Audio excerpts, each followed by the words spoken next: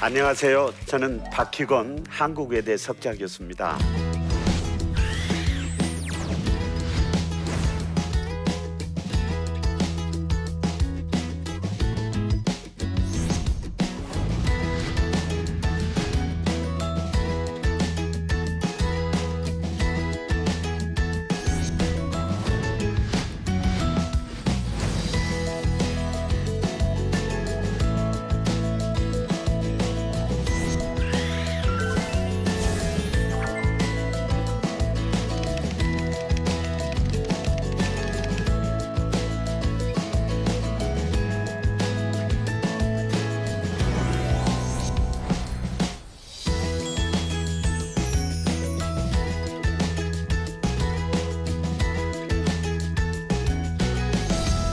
오늘 제가 강연 제목을 젊은 그대여 걱정 말아요.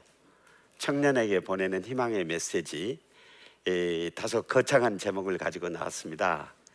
그건 이제 왜냐니까 제가 직업 외교관으로서 약 40년을 근무를 했습니다. 그리고 금년 4월 초에 은퇴를 하고 현재는 대학에서 학생들을 가르치고 있습니다.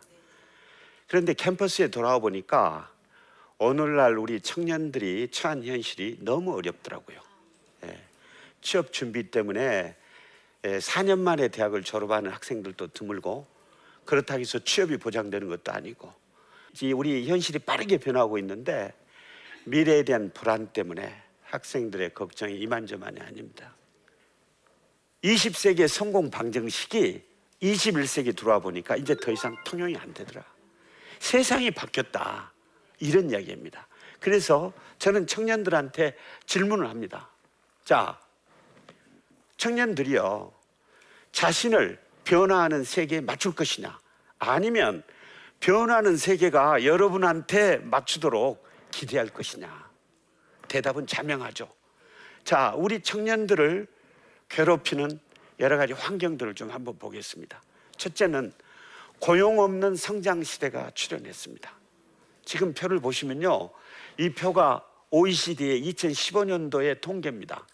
보면은 이 한국이요, 실업률이 3.6%라면 청년 실업률은 10.2%입니다.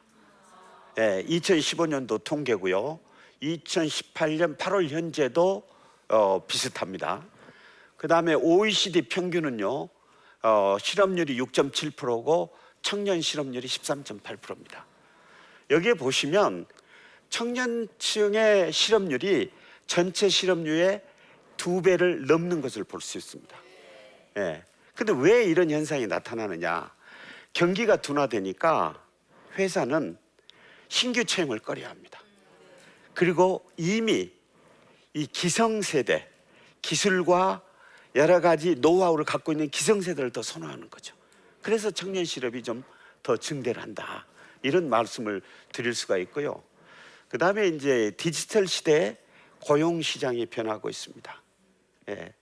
로봇과 여러 가지 자동화가 지금 진행이 되고요. 통계에 따르면 로봇 한 대가 사람 34명분의 일을 한다고 그럽니다.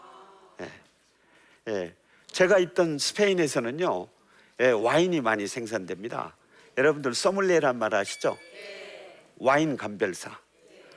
저는 어떻게 생각했냐면요, 아무리 기계가 많은 걸 할 수 있어도 와인을 감별하는 거는 사람의 혀만이 할 수 있다고 생각을 했어요. 그런데 몇 년 전에 전자혀라는 게 개발이 됐습니다. 전자혀를 통해서 와인을 감별해 보니까 사람보다도 훨씬 더 정확한 겁니다. 그래서 앞날에 이 앞으로 우리 청년들의 노동시장이 참 어두울 수밖에 없다, 이런 거를 말해주는 하나의 예라고 할 수 있습니다. 또 기술 발전에 따라서 직업도 부침을 거듭합니다. 여러분들 잘 아시다시피 타자수가 없어졌고요, 전화 교환수가 없어졌고요, 또 버스 안내원이 없어졌어요. 그 대신에 IT 기술자가 나오고요, 나노, 바이오, 또 여러 가지 제놈을 연구하는 과학자들이 나오고요. 그래서 직업이 자꾸 부침을 하게 됩니다. 그 다음에 두 번째로 또 우리 청년들을 괴롭힌 게 뭐냐면요, 소위 흑수저 논란입니다. 빈부격차가 증대한다는 거죠. 예. 토마 피케티라고 파리 경제대 교수가 있습니다. 수년 전에 이분이 21세기 자본이라는 책을 냈습니다. 빈부격차의 증대 원인이 뭐냐, 그리고 처방이 뭐냐, 이걸 이분이 분석해서 발표를 했는데, 이분의 이론 요지는 뭐냐면 R이라는 게 뭐냐면 투하한 자본의 수익률입니다. 그 다음에 G는 경제 성장률입니다. 그러니까 이분은 돈을 버는 속도가 사람이 일해서 버는 속도보다 빠르기 때문에 빈부격차가 증대한다. 이렇게 주장을 한 거죠. 이분의 말이 실증적으로 맞는 것 같아요. 전 세계 부자들 85명이 전 세계 부의 50%를 소유합니다. 이런 걸 보면 빈부격차는 증대하고 있다. 근데 새로운 부자들이 보면 부모로부터 이 부를 대물림 받은 게 아니고 새로운 기술 발전에 의해서 부를 축적하게 되는 거예요. 스티브 잡스 같은 경우가 대표적인 예입니다. 그런 경우에 자기 새로운 기술을 개발을 해서 그거에 의해서 부를 축적하는 거죠. 세 번째로는 만인에 의한 만인의 경쟁 시대가 됐다. 전 세계가 교육열에 지금 빠져 있습니다.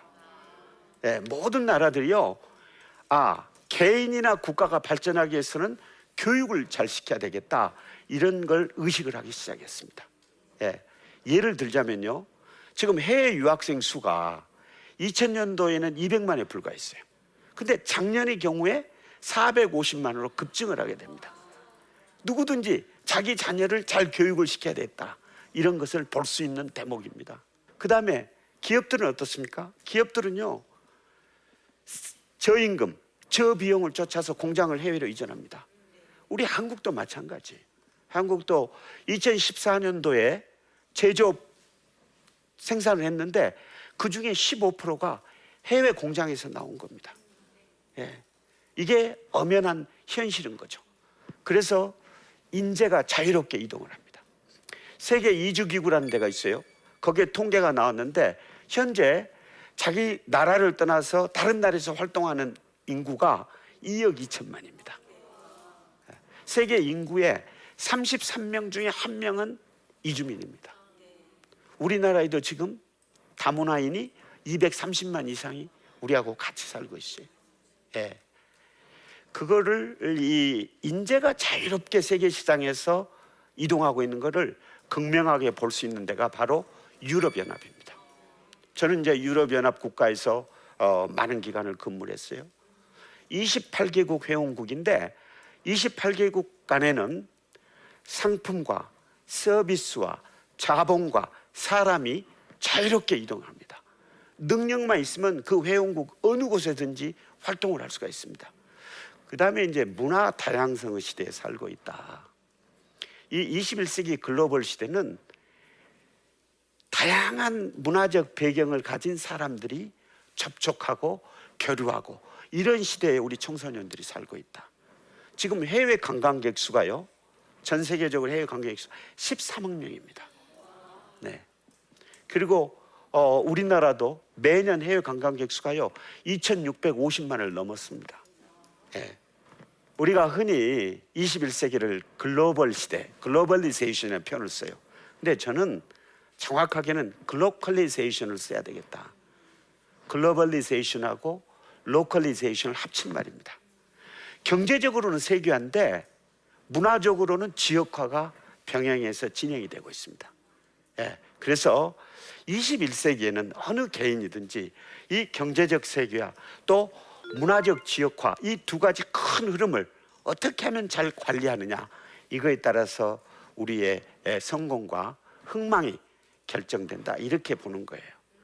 제가 21세기 이제 문화의 시대다. 그런데 사실은 우리 청년들은 이론적으로는 이제 알겠는데 실질적으로 문화가 그렇게 중요한가? 이걸 잘 실감할 수 있는 기회가 없어요. 근데 외교관인 저는 그런 기회를 많이 가졌어요. 제가 2011년부터 14년까지 페루 대사를 했습니다. 그때 매년 10월 초면 저희가 대사관에서 국경일 리셉션을 합니다. 그 당시에는 우리 싸이의 강남 스타일이 유명했어요. 그래서 제가 대통령 네 분이 이제 리셉션장에 나타날 때 그때 맞춰서 싸이의 강남 스타일을 틀도록 했습니다. 놀라운 일이 벌어졌어요. 이렇게 걸어 들어오시는 대통령 네 분뿐만이 아니고 그 리셉션장에 있던 수백 명의 인파들이 그 음악에 맞춰서 똑같이 말춤을 추는 겁니다. 예. 그 문화가 얼마나 큰 힘인지를 실감할 수가 있었습니다. 예. 또 하나 예를 볼까요? 제가 2001년도에는 청와대에서 근무를 했어요. 그때 이제 베트남 주석이 르엉 주석인데 그분이 국빈 방한을 할 예정으로 있었습니다. 그걸 제가 이제 실무자로서 준비를 했었어요. 베트남에 있는 우리 한국 대사가 건의를 했습니다. 여기는 우리 한류가 그렇게 유행하니까 우리 드라마 연속극 스타들을 국빈 만찬에 초대를 해주면 참 좋겠다, 이런 건의예요. 그래서 제가 다시 대사한테 이야기를 했습니다. 그 아이디어가 좋습니다. 그런데 베트남에서 가장 잘 나가는 남자 스타, 여자 스타 한 사람만 건의를 해주면 내가 그분들을 국빈 만찬에 참석하도록 하겠습니다. 그랬더니 왔어요. 명단이. 여자는 김남주 씨, 남자는 장동건 씨가 왔어요. 그래서 이제 초대를 했어요. 국빈 만찬이 시작되기 전에 우리 김남주 씨하고 장동건 씨가 인사를 드리니까 르엉 주석 부부가 너무 좋아하는 거예요. 그리고 이제 우리 그때 이효 여사님께 말씀을 하는 거예요. 여사님 너무 감사합니다. 드라마에서 보던 나의 우상 우리 한국 탤런트들을 이렇게 직접 만나게 해주셔서 너무 감사합니다. 근데 여기까지만 있었으면 괜찮았을 거예요. 제가 이제 나는 실무자니까 그 옆에 있었거든요. 근데 그 다음 말이 재밌어요. 르엉 국가 주석 부인이 우리 이효 여사한테 무슨 말씀을 했냐면요. 그런데 여사님, 우리 베트남에서는요 요즘에 김남주 씨보다는 송혜교 씨가 더 뜹니다. 제가 그 이야기를 듣고 깜짝 놀랐어요. 국가 주석 부인의 일정이 얼마나 바쁘겠어요. 그런데 그 바쁜 분이 우리 드라마를 매일매일 챙겨보고 있었다는 사실이 드러나는 순간이었어요. 정말 21세기는 문화의식이다. 그러면 왜 이런 이야기를 하는가? 21세기에 우리 청년들이 성공하기 위해서는 타 문화에 대한 이해가 필요하다. 타 문화를 포용하고 융합하고 소통하는 그런 능력이 글로벌 시대의 생존을 좌우한다. 이 말씀을 제가 드리기 위해서 문화에 대한 이야기를 드린 겁니다. 자, 그러면 우리 청년들이 성공하기 위해서는 어떻게 해야 될까요? 저는 무엇보다도 개성을 강조를 하고 싶어요. 문화 인류학자들은요 집단주의 문화하고 개인주의 문화를 구분합니다. 잠시 이렇게 표를 보시면요 여러분들이 아마 집단주의 문화의 그 특징과 개인주의 문화의 특징에 대해서 잘 이해하시리라고 봅니다. 왜 제가 개성을 가장 먼저 강조를 하느냐? 한국은 변화의 과정이 있지만 아직도 대표적인 집단주의 국가다. 자, 여러분들, 우리가 누구 모르는 사람을 만나면 우리는 질문을 합니다. 집단이나 소속에 대한 질문부터 시작합니다. 학교는 어디 나오셨어요? 고향은 어디세요? 이렇게 이야기를 해요. 그런데 외국인들은 취미는 뭡니까? 직업은 뭔가요? 개인에 대한 질문부터 시작을 해요. 우리는 대표적으로요 우리 문화를 갖고 있어요. 우리 문화. 제가 전 세계를 돌아다니 보니까 우리처럼 우리라는 말을 많이 쓰는 나라가 없어요. 우리 가족, 우리 학교, 우리 나라, 우리 회사, 나의 가족, 나의 회사, 나의 부모, 이런 나으라는 말을 안 쓰고 전부 우리는 우리를 씁니다. 집단주의 문화 때문에. 미국에 있는 교포 아주머니가 한 번은 미국인하고 이야기를 하는데 우리 남편, our husband 그랬어요. 미국인이 깜짝 놀라요. 한국이 일부 다처제인가? 마찬가지로 우리는 이 어플로지 문화라는 게 사과 문화라는 게, 사과 문화는 뭐냐? 우리는 발표 전에 이야기합니다. 제가 이 분야에 잘 아는 게 없어서 죄송합니다만, 또는 제가 말주변이 없어서 미안합니다만, 이런 문화는 사실은 외국에서는 필요 없는 거죠. 외국인들은 다른 기회가 주어지면 자기가 아는 범위에서 당당히 이야기하는 거예요. 자기 개성이 있기 때문이죠. 우리가 요즘에 문제되는 게 갑질 문화입니다. 갑질 문화가 왜 나왔습니까? 세계는 이미 수평사회로 지금 발전했어요. 아직도 우리 머릿속에는 수직 문화가 있는 거예요. 그래서 저는 갑질 문화가 나오는 거예요. 이걸 바꿔야 되겠다. 그래서 한국이 지금 대표적인 집단주의 문화인데 왜 개성을 강조하느냐? 창조적인 사고가 필요하다고 이야기를 해요. 글로벌 시대에는 또 개척정신이 필요하다고 합니다. 그 기초가 되는 것은 바로 개성입니다. 이제는 우리가 남을 모방해서 따라가던 시대가 지났어요. 그래서 우리가 창의력을 필요로 하는데, 그러면 창의력을 하려면 독립적으로 사고를 해야 돼요. 스스로 선택할 수 있어야 돼요. 그것에 기반이 되는 게 뭡니까? 개성입니다. 여러분들이 이제 우리 자녀들이 많으실 텐데 자녀들의 개성을 좀 북돋아 줘라, 이렇게 말씀드리고 싶어요. 그다음에 두 번째는요, 속도보다는 방향이다. 한국은 대표적인 속도 사회입니다. 승자가 모든 걸 독식하는 승자 독식의 사회입니다. 그러니까 우리 청소년들은요, 어려서부터 속도를 내도록 이렇게 부추김을 받습니다. 그런데 인생은 마라톤이라고 그러죠. 42.195를 뛰어야 돼요. 근데 우리는 초반에 너무 힘을 써버리는 거예요. 부모가 자녀들하고 같이 마라톤을 하는데 페이스메이커거든요. 그러면 42.195를 잘 뛸 수 있도록 힘을 안배로 해줘야 돼요. 근데 초반에 너무 힘을 쓰도록 하는 거예요. 그 나중에 인생의 중반전, 종반전으로 들어가면 너무 지쳐버리는 거예요. 그게 문제인 거예요. 그래서 저는 속도보다는 방향이 중요하다. 방향 중에서도 중요한 게 뭐냐?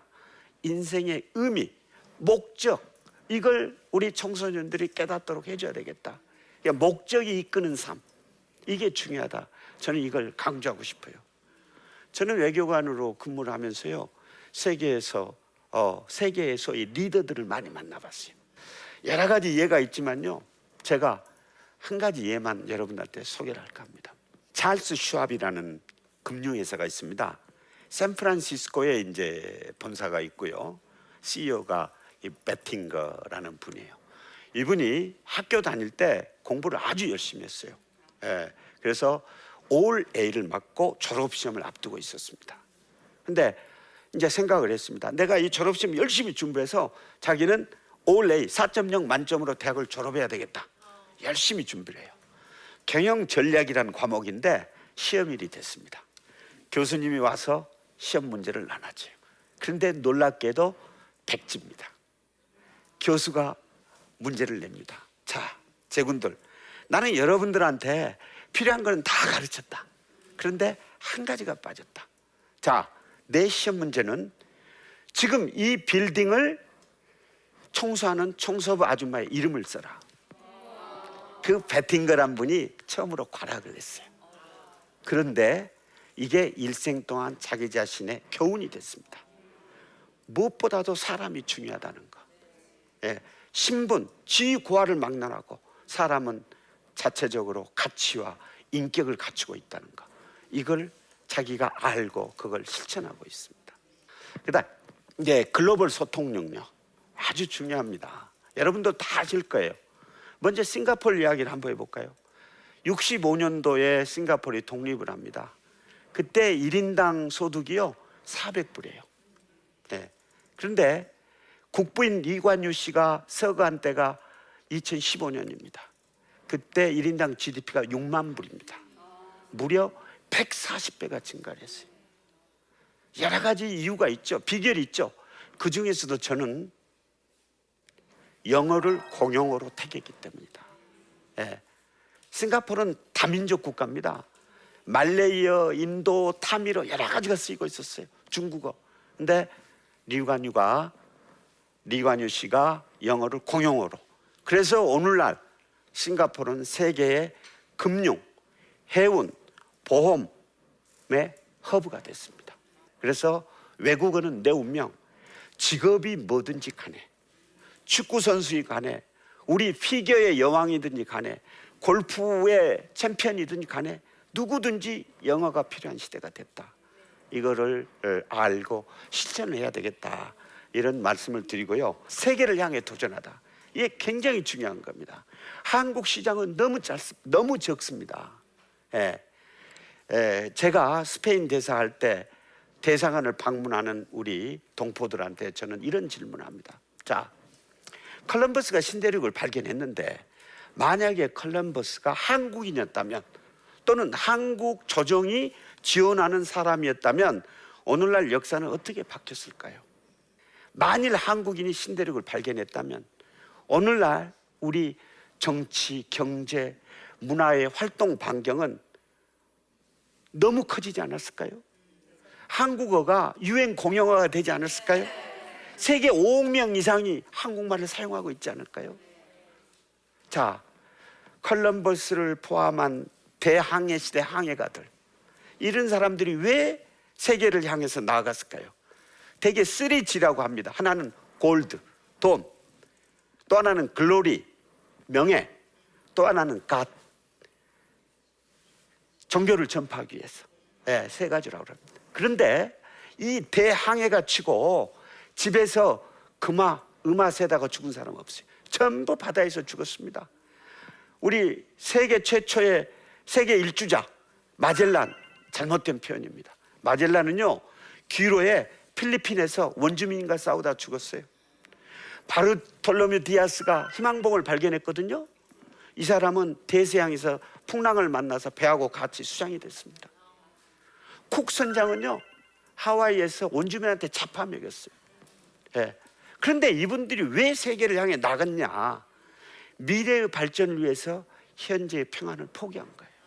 그래서 그 후손들이 오늘날 전혀 다른 환경에서 살고 있는 겁니다. 그래서 저는 지금 이제 세상에 무주지가 없어요. 다 발견되고 다 분할이 됐어요. 그럼 우리 청소년들한테 희망이 없는 거냐? 그렇지 않습니다. 신유목민 시대가 도래를 했어요. 신유목민은 뭐냐? 기술을 가지고 또 글로벌 소통 능력, 영어나 다른 주요 외국어를 소통할 수 있는 능력을 가지고 전 세계를 무대로 활동합니다. 우리가 제5의 공간이라고 그래요. 육지가 있고요, 바다가 있고요, 하늘이 있고요, 우주가 있어요. 사이버 공간인 제5의 공간입니다. 사이버를 통해서 인류가 서로 연결이 됩니다. 초연결 시대에 살고 있어요. 이런 무대가 전부 우리 청소년들이 나갈 길입니다. 그래서 우리 청소년들이 비록 우리가 출발은 늦었지만 앞으로도 무한한 활동 무대가 있다. 그래서 세계를 향해 나가야 된다. 이렇게 저는 우리 청소년들한테 이야기를 해요. 그래서 이제 결론으로 20세기 청년하고 21세기 청년은 달라야 된다, 이렇게 이야기를 합니다. 그래서 제가 세계 무대에서 활동을 하면서 느낀 거는요, 우리 청년들이요 아주 우수해요. 아주 우수하고요, 그 다음에 성실하고 노력을 많이 합니다. 그래서 우리 청년들한테 좀 더 많은 개성을 주어주고요, 그 다음에 속도보다는 방향을 좀 신경을 쓰도록 하고요, 그 다음에 글로벌 소통 능력으로 무장을 시켜서 세계 무대를 향해서 나아갈 수 있도록 한다면 많은 우리 청년들이 글로벌 시대에 성공할 것이다, 이렇게 확신합니다.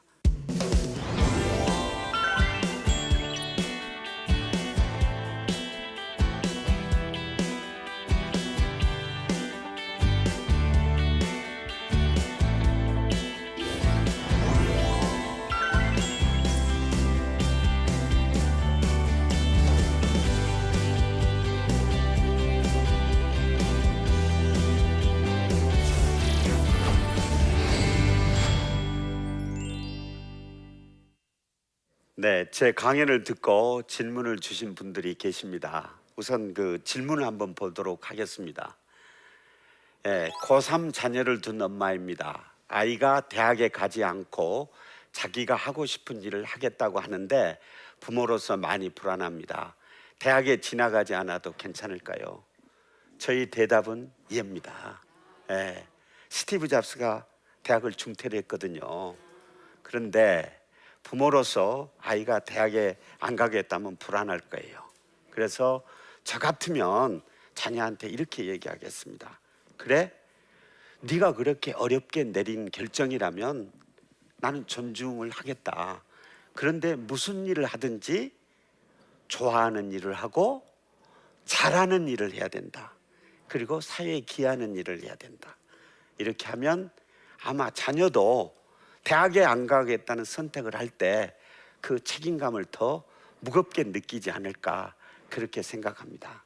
그리고 전 세계적으로 보면 이미 앞으로 수십 년 내에 대학이 없어진다고 그래요. 예, 자격보다는 능력의 시대라는 거죠. 그래서 자녀가 자기 책임감을 가지고 저런 결정을 했다면 부모로서 반대만 하지 말고 자녀를 격려를 하고 잘 이끌어 주시면 어떨까 그런 생각을 갖고 있습니다. 자, 두 번째 질문을 한번 보겠습니다. 저는 지방대 출신 취업준비생입니다. 세계 무대를 꿈꾸는 것조차 사치처럼 느껴지고 무엇을 어디서부터 시작해야 할지 막막합니다. 가장 먼저 무엇을 해야 할까요? 지방대생들의 고충을 제가 충분히 이해합니다. 이해를 하는데요. 제가 말씀을 드린 대로 세계 무대는 지방대와 중앙대를 구분하지 않습니다. 네, 지방대학 출신도요. 제가 말씀드린 대로 우선 자기가 경쟁력 있는 전문 분야를 가져야 됩니다. 그리고 외국어를 잘해야 됩니다. 그래서 세계의 문을 두드리면 시장은 반드시 열립니다. 제가 스페인 대사를 할 때 우리 미술가, 여성 미술가 한 분이 찾아와서 스페인 마드리드에서 그 전시회를 열었습니다. 대단한 성황을 이뤘습니다. 유럽에서도 손꼽히는 미술가, 화가가 됐습니다. 그래서 제가 전역을 하면서 물어봤어요. 이렇게 성공하고 있는 비결이 뭐냐? 그랬더니 어려웠지만 자기도 지방대 출신으로서 좌절하고 싶고 낙심하고 싶고 너무 어려웠지만 용기를 내서 세계의 문을 일찍부터 두드렸다. 그래서 좋은 매니저를 만나 가지고 독일에 있는 매니저를 만났어요. 그래서 그분이 길을 열어줘서 오늘날 자기가 유럽에서 아주 유명한 화가가 됐다. 이렇게 말씀드린 거예요. 세계 무대는 지방대와 중앙대를 차별하지 않는다. 중요한 건 당신의 능력이다. 이렇게 말씀을 드리고 싶습니다. 네, 오늘날 우리 청년들이 처한 현실이 너무 막막하고 어둡고 불안하고 다 이해합니다. 그러나 제가 강연을 통해서 말씀드린 대로 세계는 급변하고 있고 급변하는 시대에 맞추어서 자신을 잘 적응시켜 나간다면 반드시 이 성공의 길이 열린다 이렇게 확신합니다. 또 방향을 잘 세워서 세계 무대로 진출하시기를 응원하겠습니다. 대단히 감사합니다.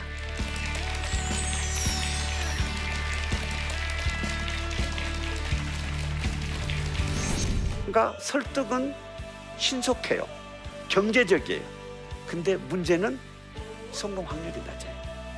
자녀들 설득해서 다 될 것 같으면 좋은데 설득이 안 되는 거예요. 설득이 안 될 때는 뭐래요? 협상을 해요.